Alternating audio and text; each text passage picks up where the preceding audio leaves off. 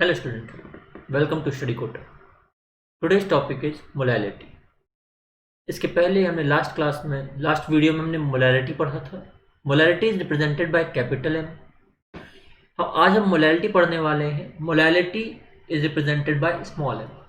दोनों में काफ़ी सिमिलैरिटीज हैं, दोनों molality and molality. The difference between them is molality is number of mole of solute per kilogram of solvent. Molarity में molarity with R we have said that it is for 1 liter of volume for solution. यहाँ पर हम क्या बोलते हैं, it is 1 kg of solvent.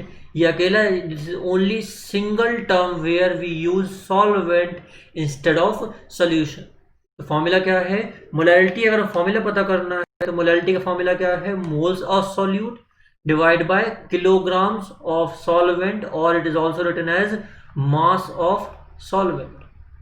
दोनों फॉर्मूले similar हैं. In molarity it was moles of solute divide by volume of solvent in litre. In molality it is moles of solute divide by KG of solvent और mass of solvent in KG. हमारे पास moles निकालने का formula है. Moles निकालने का formula क्या है, moles is equals to given mass of solute divide by molar mass of solute. If mass is given in gram, if mass is given in gram तो किलोग्राम में कैसे कन्वर्ट करते हैं? किलोग्राम में कन्वर्ट करने के लिए हम क्या करते हैं, मास इन ग्राम डिवाइड बाय 1000.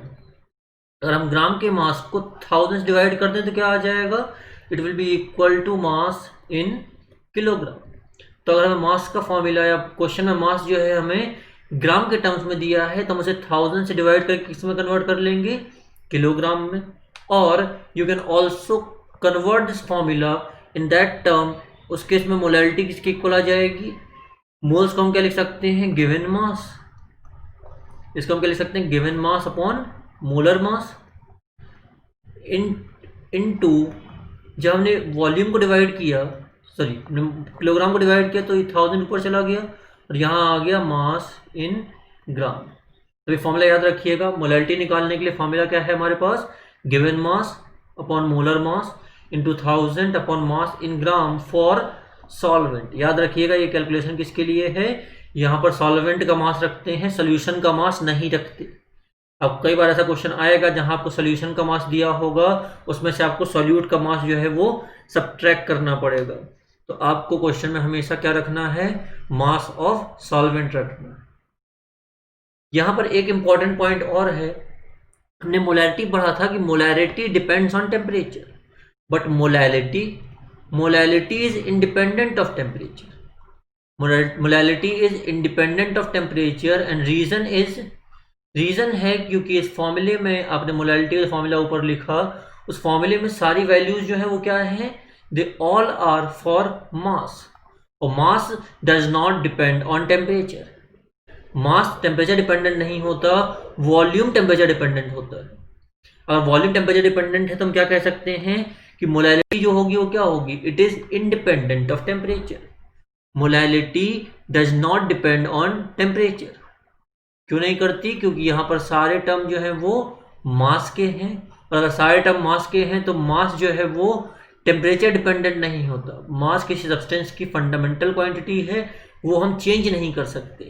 तो हीट करने पर सब्सटेंस का मास क्या होगा, कांस्टेंट होगा. Molality is independent of temperature. Okay, अब हम कुछ क्वेश्चन देख लेते हैं इस टॉपिक पर. तो we have a question is a solution contain 10 mole of sucrose in 500 gram of solvent. Calculate molality. तो मोलैलिटी कैलकुलेट करनी है. The formula is number of mole of solute divide by mass of solvent in kg. तो we have to calculate the moles of solute. Question में हमें given है moles of sucrose. Sucrose is solute, solvent हमें unknown है, sucrose हमें given है. तो number of mole of solute कितने हो गए, number of mole of solute are 10. Solvent is 500 gram, but you have to put the value in term of kg. तो इसे कन्वर्ट किया, इट इज 1/2 kg. तो फॉर्मूला जो था हमारे पास मोलैलिटी का, उस वैल्यू पुट कर दी, 10 अपॉन 1/2. ये 2 जो ऊपर चला गया, 10 इंटू 2 20. सोल्यूशन की मोलैलिटी कितनी आ गई, 20 m. तो ये जो है आपका पहले क्वेश्चन का आंसर कितना आ रहा है, इस क्वेश्चन का आंसर है 20m। So we have next question. Next question क्या है हमारे पास, molality of 40% by mass solution of urea. हमें क्वेश्चन में मोलैलिटी कैलकुलेट करनी है और क्वेश्चन में हमें क्या दिया है, बाय मास सॉल्यूशन कितना है 40%। So you have to calculate the molality। तो मोलैलिटी का फॉर्मूला लिखा, molality is number of moles of solute, number of moles of solute divided by mass of solvent in KG. Remember the formula. हमें values put करनी है, लेकिन हमें question में कुछ गिवन ही नहीं है। हमें क्वेश्चन में क्या गिवन है, सोल्यूशन इज 40% बाय मास। तो याद रखिएगा, जब भी कभी परसेंटेज गिवन हो तो हम मान लेते हैं let it total solution be 100। हम टोटल सोल्यूशन कितना मान ले, 100 ग्राम मान ले। मैं क्या अज्यूम कर लिया, टोटल सोल्यूशन कितना है 100 ग्राम। तो मास ऑफ सॉल्यूट कितना हो जाएगा, मास ऑफ सॉल्यूट 40% या 40 gram. Percentage is out of 100, out of 100 it is 40, so out of 100 gram it is 40 gram. तो मास ऑफ सॉल्वेंट कितना हो जाएगा, अगर ये 40 है तो रिमेनिंग 60 ग्राम क्या हो गया, सॉल्वेंट हो गया। हम फॉर्मूले में पुट कर देते हैं वैल्यूज, फॉर्मूले वैल्यू पुट तो करते हैं, लेकिन हमें क्या चाहिए, नंबर ऑफ मोल्स। तो हमने नंबर ऑफ मोल्स का फॉर्मूला लगाया। नंबर ऑफ मोल्स का फॉर्मूला क्या है, number of moles is equal to given mass 40। Urea का मोलर मास क्या होता है, यूरिया इज NH2CO।